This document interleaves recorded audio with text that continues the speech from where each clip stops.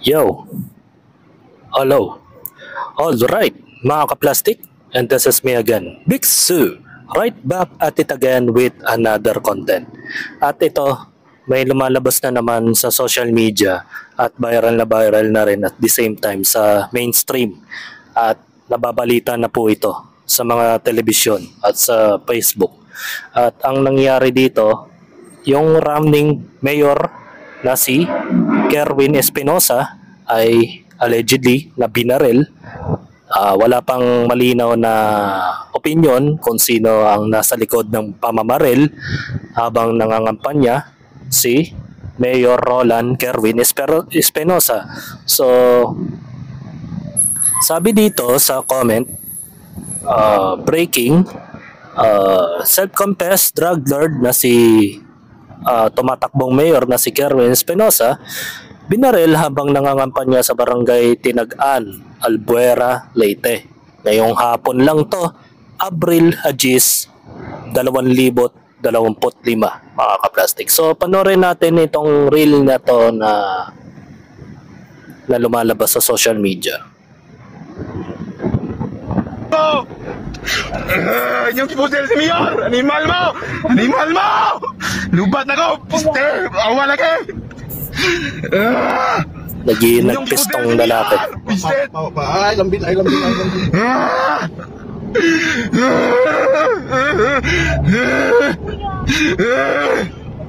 Anda mo daw! Paganda mo!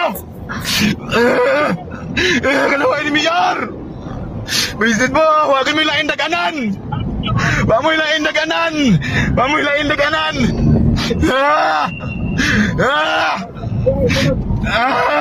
Huwag mo ilain! Talagang nagpis itong lalaki na taga-suporta sa running mayor na si Espinosa, mga kaplastik. At siguro may mga, kasi nangyayari naman to kahit sa ang sulok ng Pilipinas, parte ng Pilipinas. Hindi na nawawala sa politika ang patayan, mga kaplastik.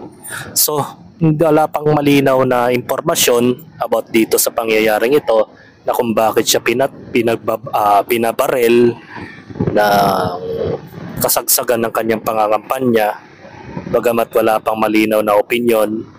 So, isa lang naman ang pwedeng pagbintangan sa puntong ito. At ang pwedeng pagbintangan dito is ang kalaban sa politika, mga kaplastik. Kanan! Muna labing tinakot! Kapil pa ninyong bata, inosinte! Kapil ninyong bata, inosinte nako! Kapil ninyong bata! Pati daw mga bata nataan. Huwag ninyo yung batasan!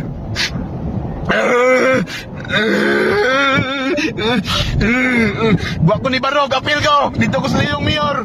Kaluoy sa bata! Ang bata ninyo. Ang anak ni Baga, naigo! Ang anak ni Baga! Naigo! Asa ang anak ninyo? Napana sila sinagaan, napana kalakaw! So ano to? Bali, ito po yung isa pang footage sa pangyayaring ito. Ito po yung insidente kung saan nangampanya. Ito. Dito po naganap.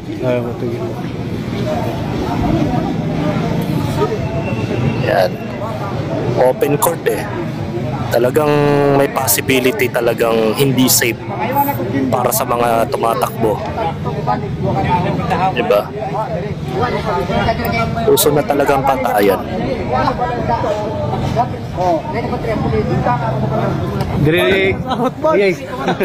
Dire po sila sa barangay Tinagan, Albuera, Leyte. Dire dapit sa may basketbolan, nangumpanya sila mayor. Wala. Dia dapit. Uso na talagang patayan. Malapit na kasi ang botohan eh. Boy, ano ba? Kuha na ebidensya ba? Diyan lagi to sa kalibutan. Tungtungon tayo.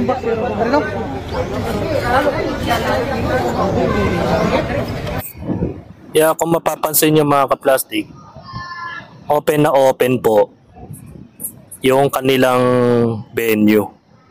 Kaya hindi po talaga safe para sa mga tumatakbo sa politika. kung halimbawa ganyan ang mga nangyayari, crowded place, maaaring hindi lang si mayor ang o yung tumatakbong mayor ang matatamaan ng ligaw na bala, ganun din na yung mga nanonood sa kanya. So, sabi ng isang waray ay nadamay po yung bata sa insidenteng yun. So, panoorin natin yung opisyal na report from TV Patrol at tingnan natin kung ano ang nangyari at sino ba ang nasa likod ng pamamaril dito sa pangangampanya niya sa Leyte, mga kaplastik. Menor de edad din ang sinasabing nadamay sa insidente. Nasa linya ng telepono si Sharon Evite. Sharon, ano ang update sa insidenteng ito? Yes, Karen, binaril si Roland Kerwin Espinosa, kandidato sa pagkaalkalde ng Albuera, Leyte, habang nasa loob ng gymnasium sa barangay Tinagaan, bandang alas 4:30 ng hapon kanina. Ayon sa ulat ng Albuera PNP, nakaupo si Espinosa at naghihintay ng pagkakataong magsalita sa ginaganap na pagpupulong nang pinaputukan siya ng isang hindi pa nakikilalang suspect.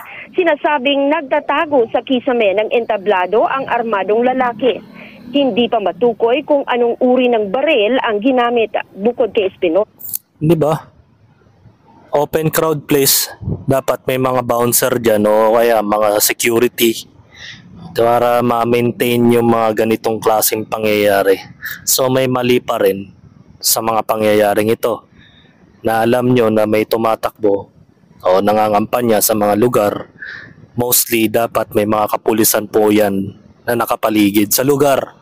Pero unfortunately walang nabanggit sa report na may mga pulis pong nakaantabay sa pangangampanya. Kasi hindi talaga mawawala yan sa politika, yung mga patayan, mga kaplastik. So, from the start pa lang, kung makikita nyo sa footage, ay laging naka-bulletproof vest itong si Espinosa. At may mga helmet pa, at shell. At talagang may mga matitindi rin siyang nakakaalitan sa politika. So, hindi ko alam kung ano yung istorya ni Espinosa sa mga puntong ito, kung ano bang nangyari sa kanya bago siya tumakbo. Siguro, natural lang naman nangyayari yan sa Pilipinas. Sobrang dumi na kasi ang Pilipinas, mga kaplastik. So, wala na tayong magagawa doon.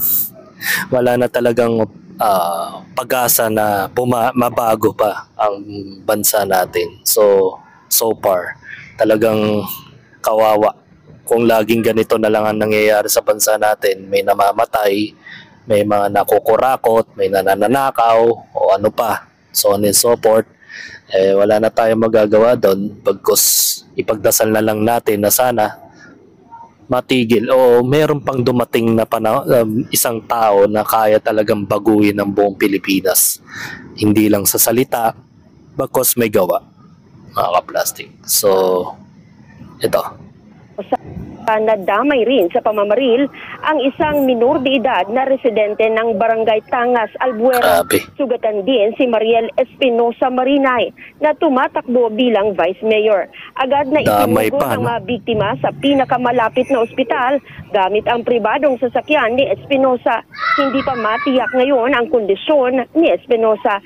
Ayon sa ulat, nagsasagawa ng hot pursuit operation ang Albuera Municipal Police Station at SWAT.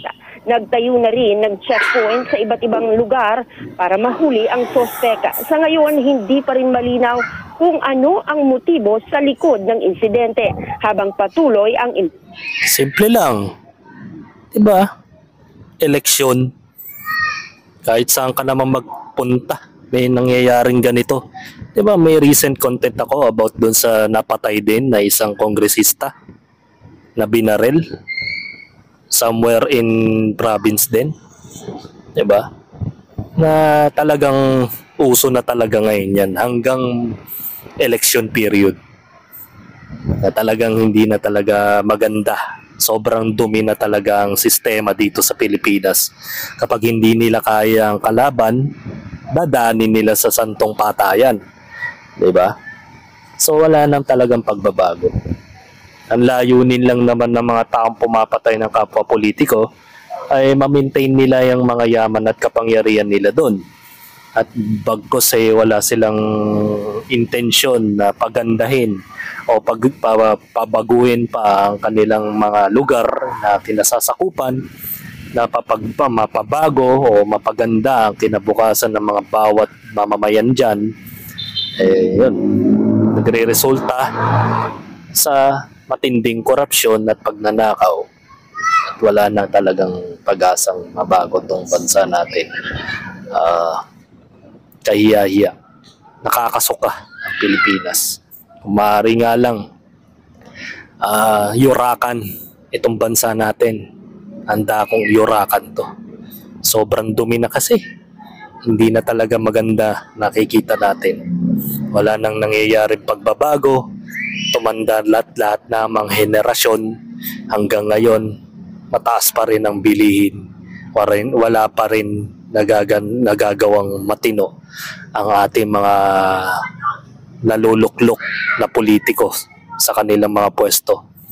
Magpahanggang ngayon ay magulo pa rin ang buhay ng mga mamamayan Pilipino.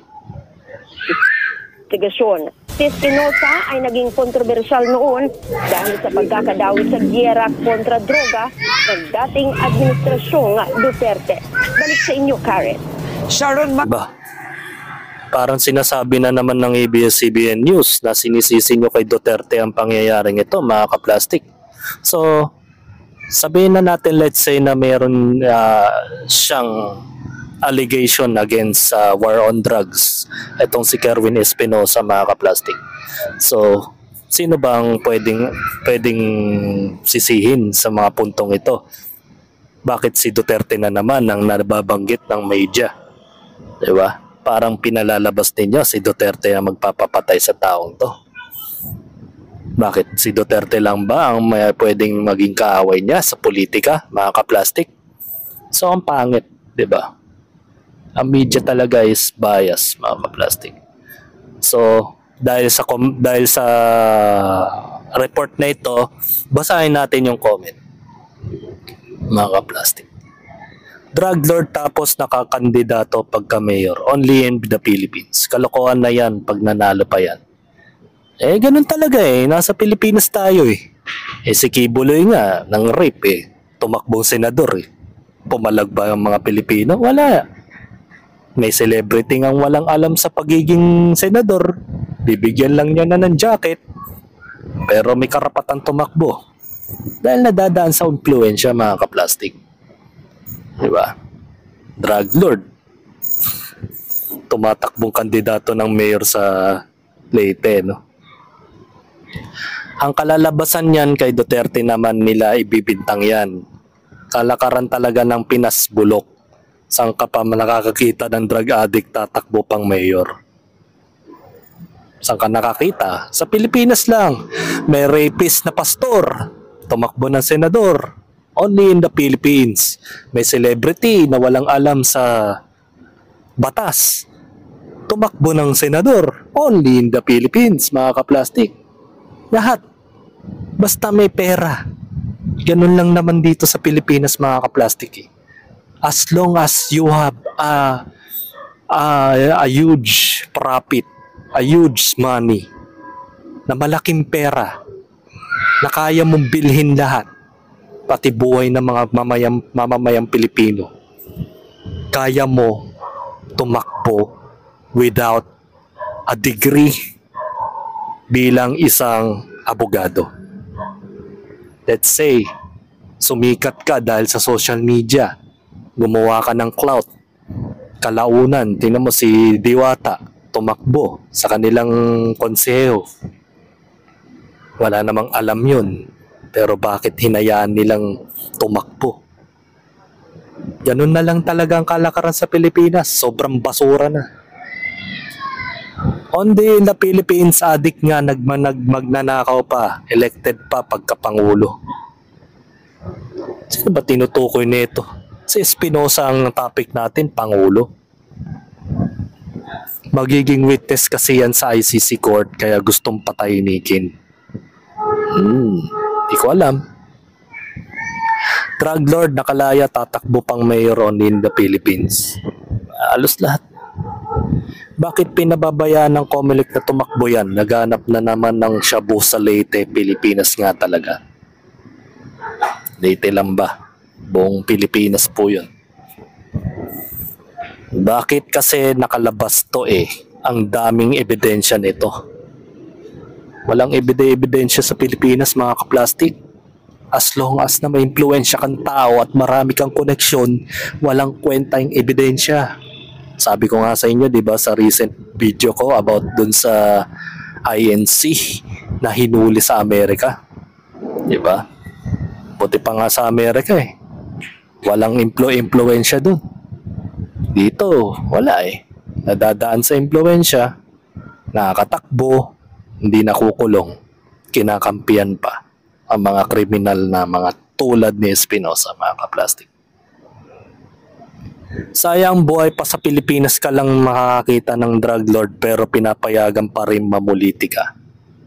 Howly sad. Bulol mag-English. Nakakalungkot nga naman, di ba? Ganun talaga sa Pilipinas. Mga kriminal ang nagiging politika, di ba? Ginagamit. Baga, I want to tell the people na napakabobo na lang kung sino man ang boboto sa mga kagaya nito ni Kerwin Espinosa. So, kayo na ang bahala. Kung ang kapalaran ninyo ay gusto nyong mapalugmok pa ang Pilipinas, piliin nyo tong mga bobo na to. Diba? Mga walang kwentang politika na dinadaan na lang sa koneksyon. So hanggang dito na lang ang aking opinion. So wala pang malinaw na impormasyon kung sino nasa likod ng pagpatay sa kanya o attempted murder sa kanya. And then mamalita na lang tayo sa mga susunod na content. And then sasabihin ko na rin ang opinion ko about dito. Baka may masabi pa po ako about kay Espinosa. Hanggang dito na lang ang aking opinion, and this is me again, Big Stu, lagi nagsasabing ang mga plastic ay matagal mabulok dahil ang mga plastic ay toxic. Kaya, what's up mga ka-plastic? And this is Cambid commentary video ng Video Live Stream. Signing out. Alright. Mga ka-plastic, kung nagustuhan nyo ang aking video, i-subscribe nyo lang ang aking channel. At the same time, i-hit nyo rin ang notification bell at yung all para ma-notify kayo sa aking susunod ko pang video sa aking YouTube channel. Maraming salamat po mga ka-plastic.